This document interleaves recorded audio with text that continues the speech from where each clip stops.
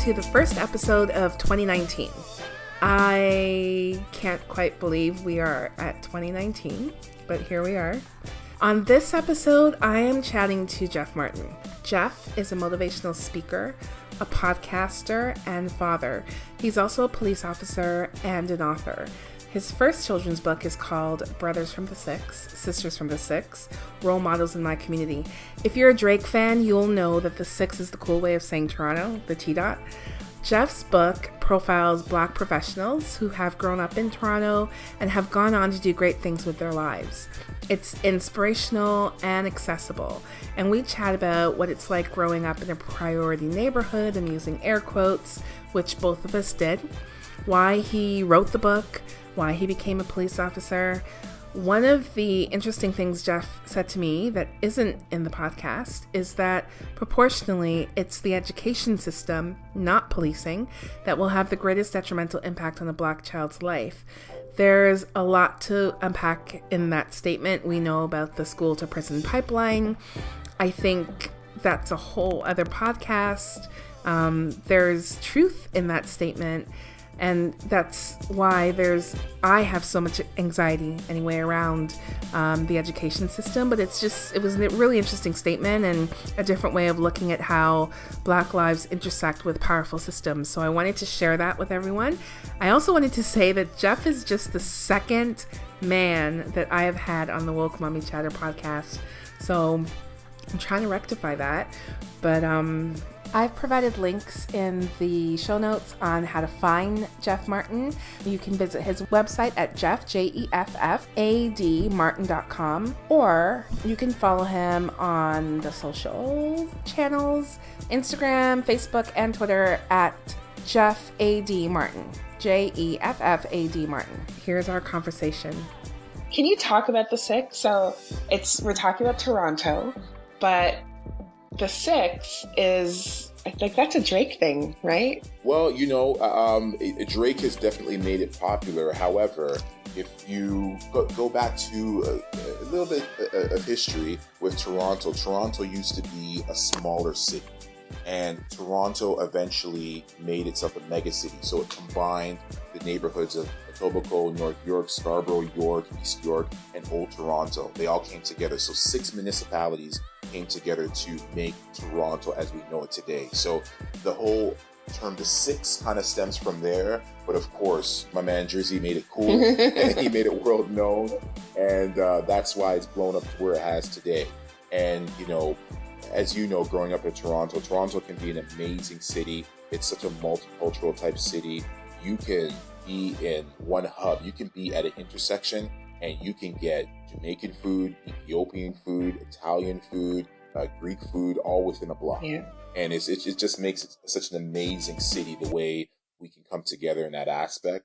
But again, as we talked about before, there's certain areas that really could use a little bit of help. Use a lot of help. Yeah. And, again, with this book, I'm hoping to do that. But with everything I do, whether it be motivational speaking, whether it be the podcast that I do, Motivating from the Six, everything that I do, my goal is to, even my nonprofit organization, Brothers from the Six, my goal is to try to help some of these kids, again, to recognize their value, to see their worth, and to overcome some of the fears that they face within their life. Tell me about your nonprofit. What do you do? What work do you do? Yeah, so Brothers from the Six is a nonprofit organization that I do head up, and we really try to get involved in the community and help out people where we can. And so we've been blessed to do a number of different projects. A couple summers ago, we did #100 sandwiches, where we gave out meals to people who were in need. We also, over the Christmas season, we were able to give out gift certificates or gift cards to families who could use a little bit of extra help as well during the holiday season. And then we've also been involved with a program just at the end of August before school, where we gave out free backpacks and haircuts to kids as well in some of the tougher neighborhoods as well. Just giving the parents an extra opportunity just to spend that money elsewhere instead of spending it on a haircut and in a backpack, and giving these kids a bit of a confidence booster when they walk into the first day of school. So that's some of the things that we've done, and we have so many things in store that we would like to do. the book, Brothers from the Six, from the Six Role Models of My Community, all the proceeds from that book will go towards Brothers from the Six nonprofit organization, because we're looking to fund a number of different things. And so I created the book to bring funding so we can do a lot more things and bring a lot more opportunities to some of the kids within our community. Wow, that's amazing. You're doing amazing work. I think it's awesome when you can see like the work that you're doing is just so tangible. And I want to just talk a little bit about the dedication in the book, Brothers from the Six. And I loved as it says, so I do what I do because of you. I guess these are your three kids. And then you say, my ceiling is your floor. My ceiling is your floor. I love that. I love that. Can you talk a little bit about why you put that in there, what that saying means to you? You know, I don't know what your background is specifically, but my parents are from Jamaica, and they came to Canada at some point, met here, got married. And, I'm so grateful and thankful that they made that decision, because I know that my life would be so different if they stayed in Jamaica and I was raised in Jamaica. And, there's people who are doing some great things and striving in Jamaica, but I live in a land of opportunity.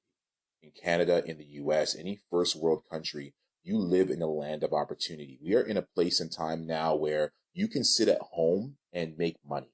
Like, back in the day, you always had to go into the brick and mortar. You always had to go into a job. But nowadays, with the social media that's out there, with media, with the internet, you can sit at home and make money. You can create online businesses and never leave your house if you choose not to, and pay your bills and make more money than our parents have. And so, I realize and recognize, my parents, whenever they pass away, whenever that might be, my parents aren't leaving me an inheritance. I wasn't blessed with that. My parents weren't blessed with that. But the opportunity that they've given me to be here in Canada is bigger than anything else. And so I recognize that I have to push and strive to create a life for myself so I can leave it for my children. And so everything that I do, when I push and I push and I can create the highest level, the highest ceiling that I can create for myself, my children know that they can start there. That will be their floor. So the fact that I've created a book, it's now not a big deal for my children. So, my children can look at it and say to their friends, what, your dad didn't create a book? My dad created a book, not a big deal. And so perhaps they may create a book. When I introduce my children to stock investments, they can tell their friends, what, your parents don't do that? It's not a big deal in my house. So, it's important that everything that we do as individuals, as parents, as elders in the community, we pass it on to the next generation, because they are able to take it just like a baton and continue running. They don't have to start at the beginning, just like where my parents started. My parents took the baton, they ran and took it to where they could, and I've taken it and ran it even further. My job is to run it as far as I can take it before I leave this world, and then my children take it over from there. So that's what I mean when I say my ceiling is their floor. I love that. Whenever my children get an allowance or birthday money, they put it together. And then at a certain time of year, we split it into three parts. We have a spend, we have a donate, and we have an invest. And what we do is the spend, they can spend it on whatever they want. So the last set, they spend it on Lego and a book. Donate, we donated to a local food shelter. And then invest, I said, what do you guys want to invest in? And we spoke about investment opportunities. And they chose, not me, they chose that they wanted to invest in Nike, and not to buy shoes to put on their feet, but to invest in the stock. And so now my 5-year-old, I can go to him and say, where's Nike stock at right now? And he knows to pick up the iPad and to ask Siri, what's Nike stock at? And he could tell me what we bought it for and where it is now. And these are the lessons that we're able to show to our children. So they don't understand, again, the concept of, I want you to be better than me. They don't grasp that at the young age, but they're grasping the lessons that we teach them. That's awesome. That's a great legacy. My story is I grew up in Jane and Finch, so I grew up in an underserved or priority neighborhood. And my parents, I grew up there. My parents, we lived there until I left to go to school to university. And then my parents moved out of the area. So they moved like literally when I was finished school. But that's where I grew up. That's where it's home for me. I think what caught me about your book was this idea of, there are people who come from these neighborhoods and they're doing well. And I know that, right? And you know that. Yes. But I'm always Yes. interested in this narrative that there is of like there's no hope, which is so bizarre to me because everyone I know who grew up in where I grew up is just doing fine, right? And of course there Yes. would like everything there are stories where people are not doing so well, but for the most part I think there's a lot of hope and there's still opportunities, and I just found that really interesting in your book, which is why I wanted to reach out to you. Um, Oh, but I thank you guess we'll so start by much. Yeah, I talking agree. who you are. So tell me a little bit about your story. Yeah, so I grew up in a very similar neighborhood to yours, just down the road. I grew up in Rexdale, which can be a tough neighborhood as well in the city of Toronto. And, I grew up around, unfortunately, a lot of violence, a lot of gang violence, a lot of drug activity, a lot of negativity and poverty. And, during my time there, there's a lot of lessons that you learn, a lot of street lessons that you learn, and not always good. But I recognized something that there were people who were in the community who were loving, people who just wanted the best for their family. And I do believe that in those type of communities, that's the majority of people who live there even to this day. And so I always had this zeal, this push in my heart to want to help and to want to make a difference within my community. And so growing up in that type of circumstance, I wouldn't trade it for the world because it's allowed me to see that sometimes people are they feel like they're put in situations where they really have to extend themselves and do certain things, and it's not always the best things that they choose to do, but they do it because in the end their heart's in the right place of trying to take care of their family. And for me, I always wanted to be that type of person to give back, and so um, again, growing up in that type of situation and having my own struggles growing up has led me to where I am today, where everything that I do now is all about serving. It's all about helping people get through the difficult circumstances. It's all about helping people to step through their fears and find their best self. And I'm driven in everything I do to help people in their circumstances. And you do that. I mean, you're a police officer too, so you do that quite literally for your job, right? Absolutely, I do. Yes, and a lot of people, uh, I don't blame people. A lot of people have, when they think about a police officer, they have a perception in their mind. They have the perception of the time they were pulled over and they're harassed. And I've been there many, many, many times as well. However, I recognized something at a young age that when the police officers were coming in the neighborhoods and they were harassing myself and friends as well at a young age, I recognized that they had a certain level of power. They had a certain level of respect. They walked into the room and everybody knew it. And I thought to myself, how amazing would it be if somebody had that type of power, that type of respect, but they actually used it to improve the community. And so even at a young age, it always crossed my mind that, maybe being a police officer would be the way to go because you have such an influence on people. And, being now in the police service now for 14 years. It's been I've been blessed to deal with people, not just within the realms of wearing a uniform and driving around a police cruiser. To be honest, I haven't done that for years.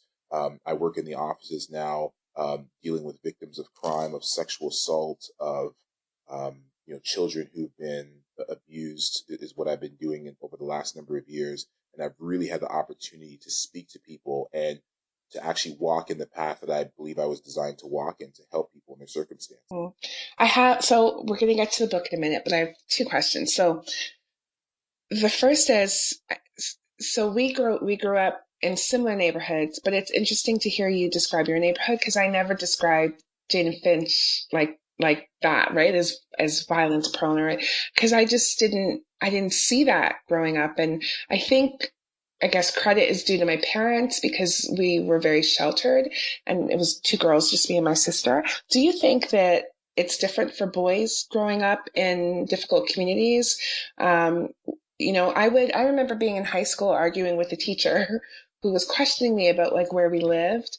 And I was saying to her, like, I never see, there's like no drugs. I never see that. I don't. And it's only now as an adult, sometimes if I go back, I can recognize certain things. But as a child growing up, I didn't see all of the stuff that you heard on the news. Like I didn't, that was so foreign to me.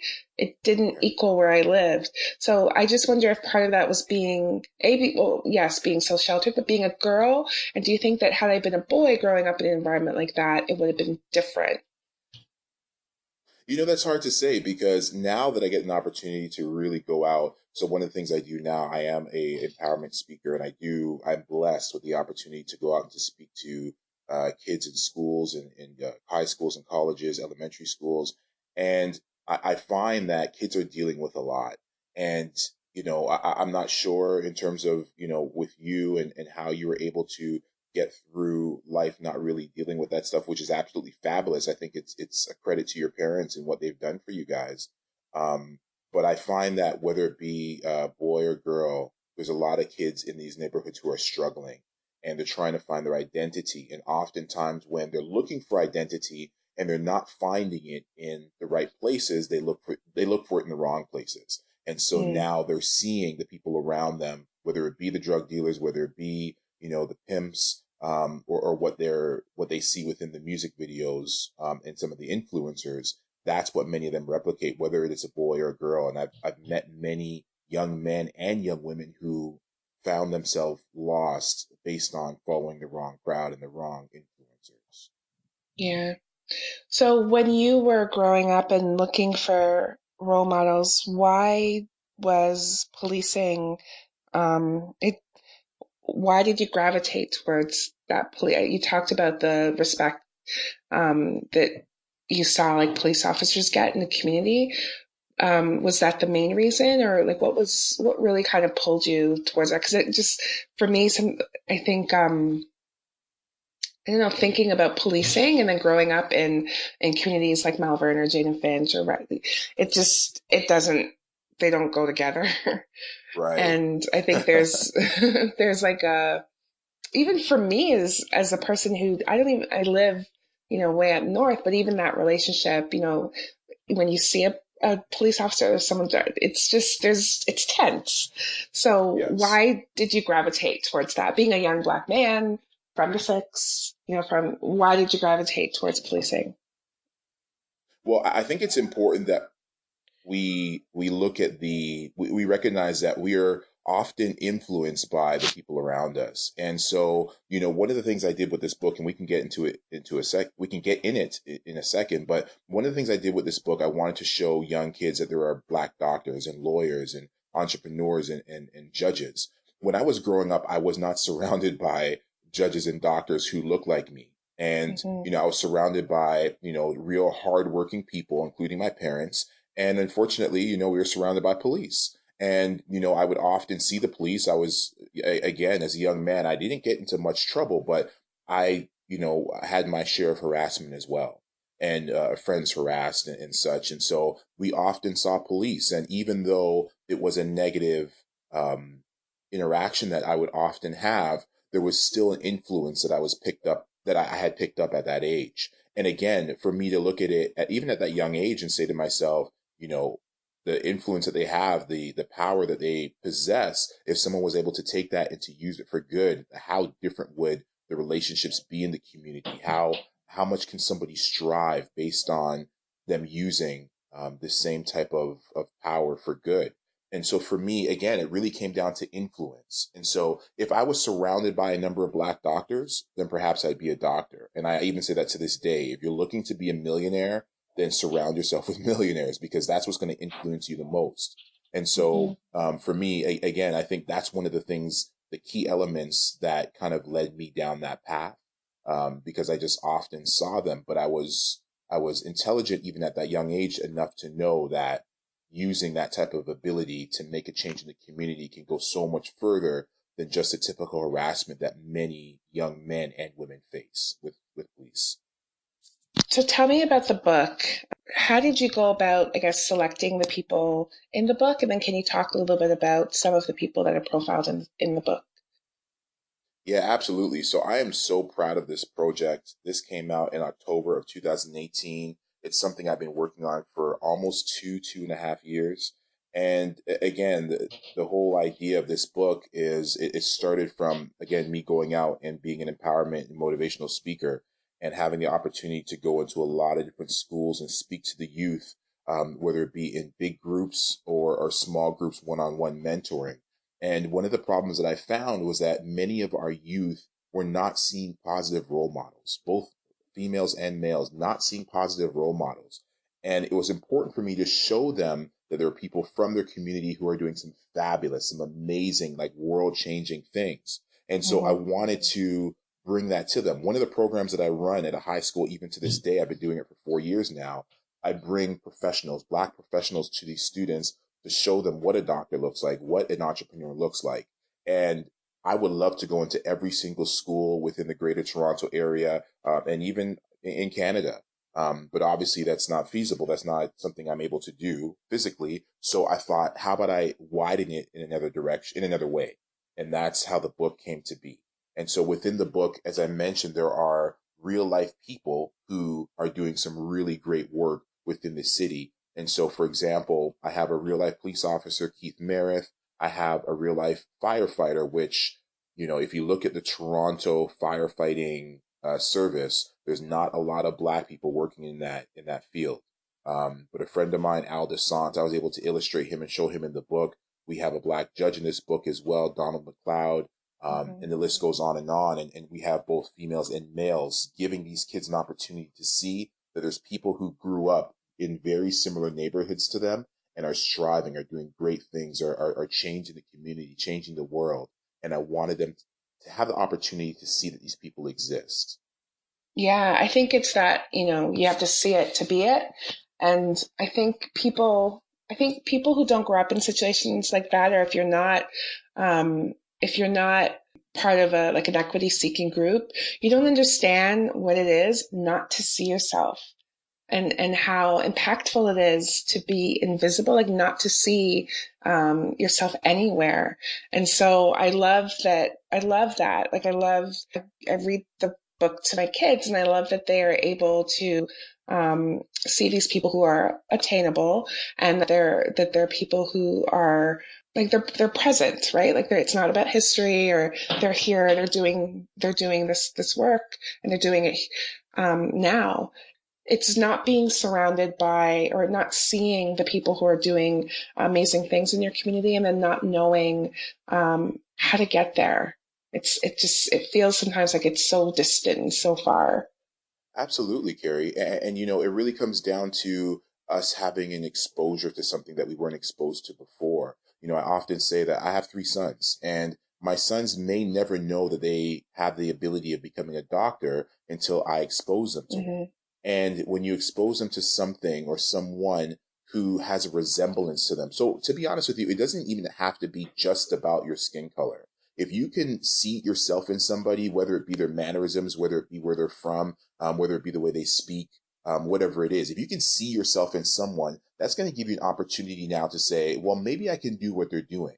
So now perhaps my children can, at one point may have never thought that they can be a biochemist. But when I introduce them to a biochemist who they can see themselves in, they now know that they can work in that same field. They can now walk that same path because someone who resembles them in some fashion is doing that job as well. And one of the things I love to talk about is, if you remember, I don't know how old you are, Carrie, but if we kind of go back to the late 80s and early 90s, when there's a TV show on called The Cosby Show. Yeah, And the main I remember that. character, Yeah. okay. So the main character would always wear sweaters that had Black colleges and universities on the logo on the shirt. Hmm. And then going forward from there, that show had a spinoff called A Different World. And A Different World was based in a Black college, in a Black university of Hillman. And during that time, when those two TV shows were on, where an average college university in the United States, and I apologize, I don't have the stats with me now, but where they were getting a certain percent, I think it was 21% of children applying. At that time, for the first time in many years since desegregation, Black colleges and universities went up about 32%. Mm. So it showed it was a direct correlation to what was being watched. It was a direct correlation to the main TV shows that were on at the time, The Cosby Show, and Different World. And the fact that we saw ourselves in a positive light, these TV shows made it cool to want to go to a black college university. And so, people like you and I, at that time frame, were running in droves to apply to go to a black college university. Yeah. It's because they saw a positive image of themselves. Yeah. And that's what it comes down to. A lot of our children, especially in some of our neighborhoods that are neglected, they don't get an opportunity to see the positive imagery of themselves. They don't see the judges. They don't see the entrepreneurs. And that's what's missing. And again, my book, I'm with one book, will it change the world? No, but my plan is to have it go into every classroom and every home of every child who needs to see a positive image of themselves. And that's exactly what I want to expose these children. Yeah. And it's not just the kids. It's not just kids from those neighborhoods, and it's also kids just generally need to see positive images of people of color, right? Particularly Black people. They need to see that too. So I think it's important for even kids at schools where there are not very many minority students, that they see that too. What's the one thread that you see kind of going with all of the people that you profiled in the book? What's like the one thing that maybe they have in common, or the one takeaway from all of them? I would say that, all of them strive to become their best self, and not one of them gave up. And to become a school administrator, to become a chef, to become an Olympic athlete, are just some of the people that were in the book. To do that type of level of in your career, you really have to strive to become your best, not give up. And we all know that life's going to bring obstacles. That's one of the things that we know for sure. But, despite the obstacles, they decided that they weren't going to quit. And because they're doing some fabulous things, they caught my attention to have them in the book. And so I would say that's a common thread in anything that you're doing. You have to be passionate about it. If you are passionate about it, then keep going, keep pushing. It doesn't matter if you're not getting as many likes on social media. It doesn't matter if, you're not really getting the attention of the people that you're hoping to get the attention to. That will come if you're passionate, but stay focused, stay driven. And I could tell you, everybody that I approached to be in this book, they were ecstatic that I even approached them. And it's because they stayed focused, they stayed driven. And here they were, at this point now, they're illustrated, in my book, because they continue to stay on the path and to not give up. And I'd say that's a common thread with everybody who's. I love that it's not just Brothers from the Six, there's Sisters from the Six too. And you just kind of flip the book over, and then it's Sisters from the Six. So why was that important to make sure that women were profiled in this book as well? Oh, because we're in this thing together. We're in this thing together. Men and women, we're in this thing together.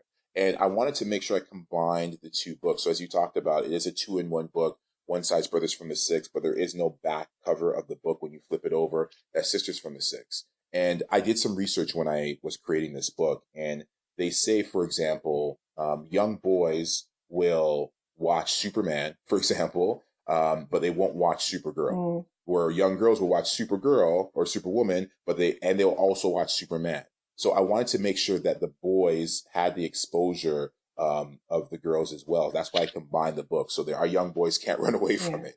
But number two, I wanted to make sure I covered our young girls as well, because again, just being within the school systems, having the ear of some of these young kids, I've heard some stories and situations that many of these kids don't even want to tell their parents. And a lot of these young girls are struggling. They're struggling with identity. They're struggling with looking or trying to fit in. They're struggling to figure out where they belong in this world. And, again, I'm not looking to leave anybody out. Our young women are just as important as our young men. And, there's so many future leaders that I see within these young kids. And I want to make sure that they all have the opportunity to see the positive imagery of themselves out there.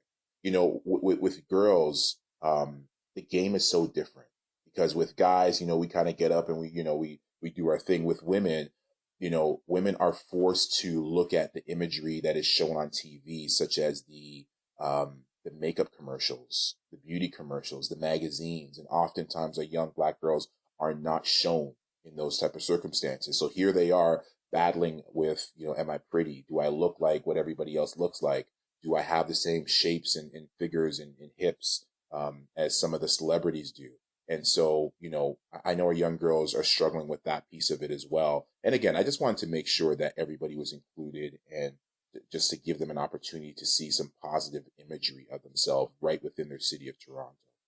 What's your hope for the story, for the book now? Well, I continue to push this one. Like I said, it came out in October. So my goal is just to, as I mentioned, I want to get it into every single school. I want to get it into every single home of every child who could be influenced by this book. That is my goal. And, some might say that's an audacious goal, but that's, I think you got to dream big. That's my goal, number one. Number two, yeah, I have definitely contemplated in doing a second book, but within 2019, I'm actually working on 2 other books that I'm hoping that will be out sometime within 2019. One is my own self-help book where I'm speaking to adults to help them through the difficult circumstances, and another book where it's 10 men, 10 authors who have all come together, and we are writing about a situation that we've been through and how we fell down, but more importantly, how we were able to get back up.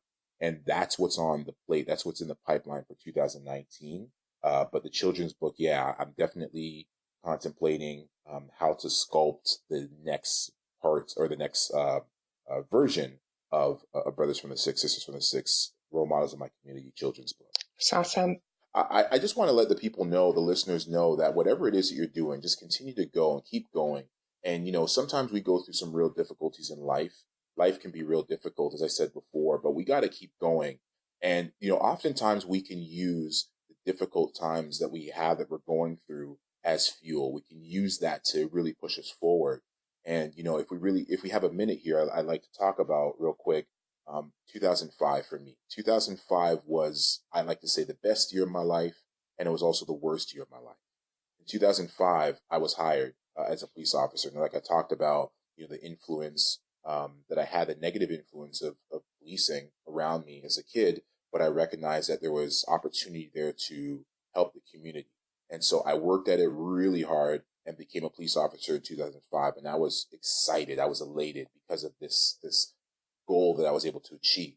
But just 15 days later, after being hired as a police officer, one of my cousins, Omar McLeod, at the age of 23, was murdered within the streets of Toronto. And so growing up in a difficult neighborhood, I learned a lot of difficult lessons. And one of the lessons that I learned back then was revenge. And so here I was caught in a rock and a hard place, as they say, where, part of me, I swore that I was going to protect and serve. But there's the other side of me that wanted to go out there and get revenge and have the family of the murderers feel the exact pain that myself and my family were going through. And this is a battle that I went through for a long time. And, I didn't care that I had this job. Like, in the end, I was tired of seeing what was going on in our communities, and the pain that I saw in the eyes of my family was just devastating. And so that's why I really went back and forth with the whole revenge thing. But ultimately, I had a conversation with someone that said to me, Jeff, you got to understand, sometimes the hardest things in life, that's where you're going to find your lessons. That's where you're going to find the pieces of the puzzle that's going to help you to find your purpose. And for the longest while, I didn't understand what that meant. But as time went on, I started to really understand that the pain and the negativity that I was putting out, it showed me that I had the ability to put out that level of energy. So if I could put out that level of energy on the negative side, then I could turn it around and put out the same level of energy on the positive side. And so I decided, rather than going out and seeking revenge, to turn things around and actually go out there and, become who I am today, the speaker, the author, the podcast host, the person who's trying to make change, not just within the city, but within the world. And at that time, there was a time that I really believed that if I was out with my cousin Omar, I could have prevented his murder. And, I was thinking irrationally, but I do look at it now and say, I couldn't prevent his murder, but perhaps with the words that I speak, maybe I can prevent the next shooting. Perhaps with one of my social media motivational posts, perhaps I can prevent the next young girl's teenage pregnancy. Perhaps I can prevent the next child who wants to drop out of school. Perhaps I can prevent the next suicide. And so I realized that my value was bigger than just that circumstance, no matter how difficult it was to lose my cousin Omar in such a tragic event. I recognized that my value was bigger. And so that's really what led me along the path of making change, striving to make change within our community, because I didn't want another family to have to go through what I went through. And I didn't want to have another young person to believe that that was the only path for them. Because I do believe that Omar's shooters, they were young just like he was. And so they at some point were led down a path to believe that there was no other options. And I want our children to recognize, and our adults to recognize, that there were other options out there. And so that's what's led me to where I am today. That's why I strive and do what I do. That's why my purpose is to, to make change. It's bigger than me. It's bigger than me. I'm just a vessel, and I use that every single day. I'm blessed to use that power every single day to make change.